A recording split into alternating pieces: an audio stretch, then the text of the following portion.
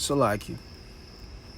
It says back in verse 4, Ezekiel 33 and 4, it says, Then whosoever heareth the sound of the trumpet and taketh not warning, if the sword come and take him away, his blood should be upon his own head. Exactly. So if, that's pertaining to those of you, that actually hear the sound of the trumpet, you hear the warnings going out, because guess what? This gospel has been preached throughout the four corners of the earth, man. You see? This truth has went out. So that's why it's not no excuse, when the Charagman is on the scene, because the Lord told you, you so-called Negro, Latinos, and Native Americans, on the steps you should take during these perilous times. And that's to be still and know that Yahweh Shema Shah is, man. Trust in the Lord and lean not unto thine own understanding. We have been commanded to trust in the Lord and to resist the wiles of Esau Edom, the wiles of the devil, man. You see? And what would be a part of his trickeries? Trying to deceive you jakes or convince you into taking that charagma, man.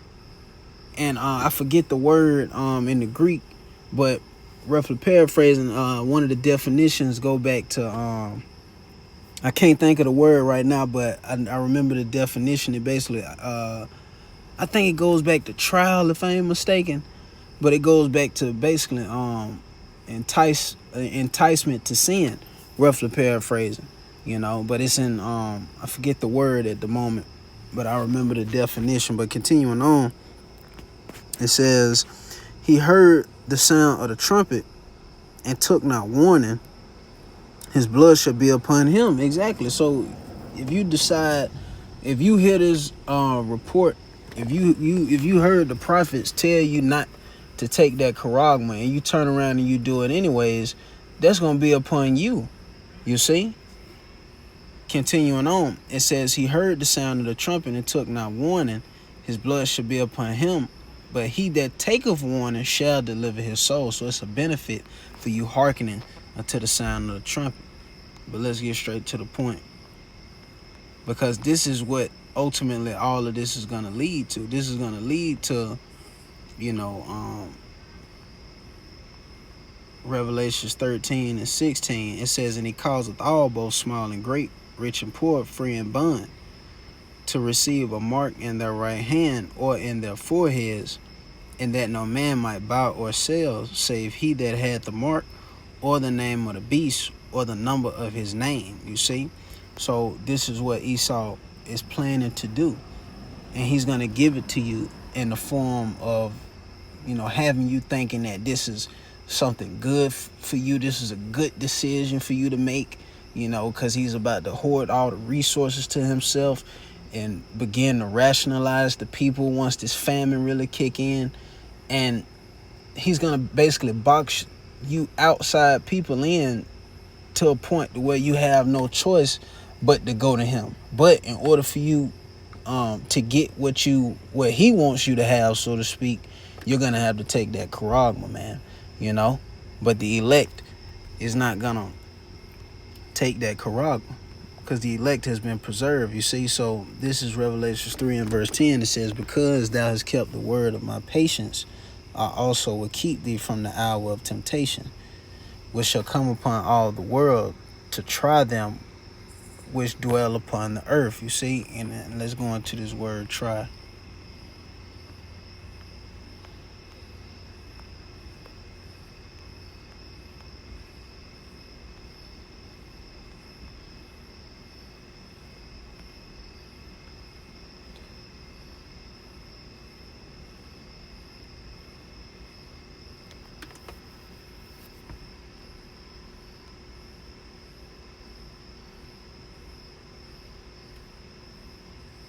Yep, here you go, right here. That's the spirit. Kala Yaba Shemal Shah. This the word I was talking about earlier with that definition.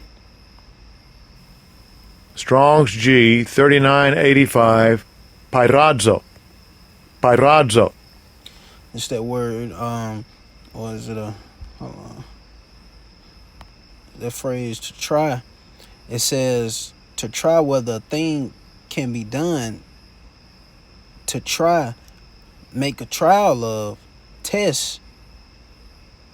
It says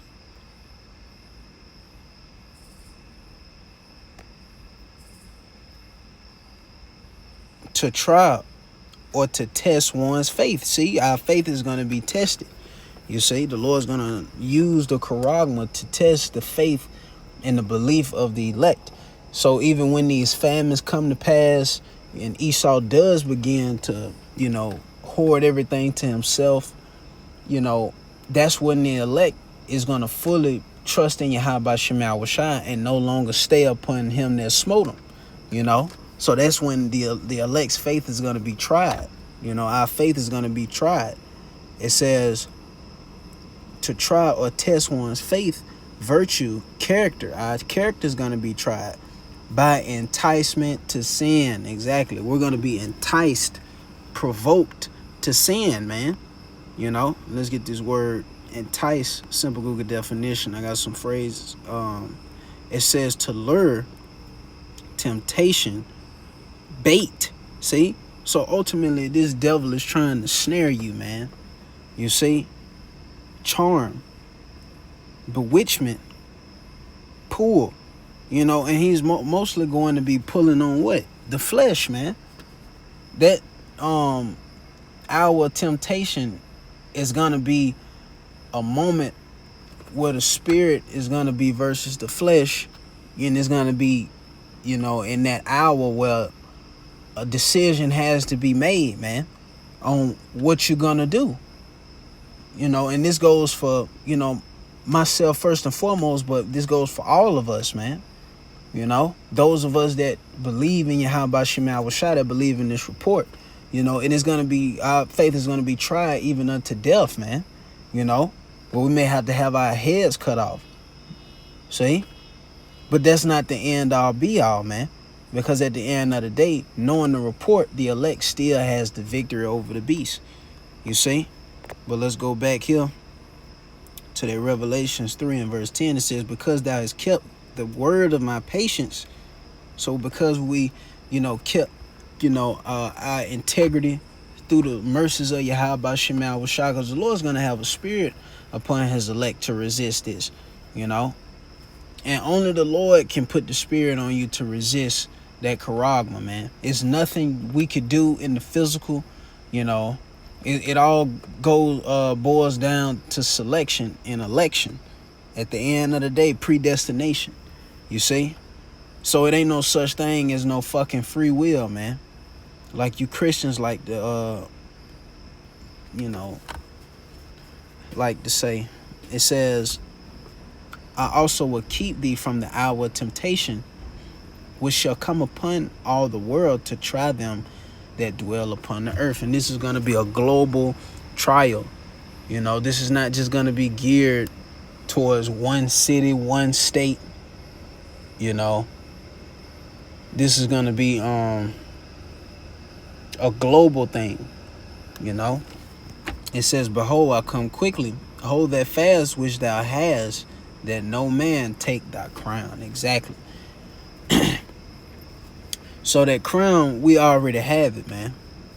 Through the spirit and power of Yahweh Shema Washai, we already have the crown. We already have the victory. You see? We just have to believe and hold fast to the belief that the Lord has given us. But Lord willing, that was edifying. I would like to give all praises, honor, and glory to Yahweh, Bahashem Yahweh Bahashem Rakakwadash. Double honors to the apostles and elders of Great Millstone, the man who taught me this truth. Peace and blessings be to the hopeful elect, you men, women, and little ones that believe on the words of Yahweh, Bahashem Yahweh Shai. Shalom.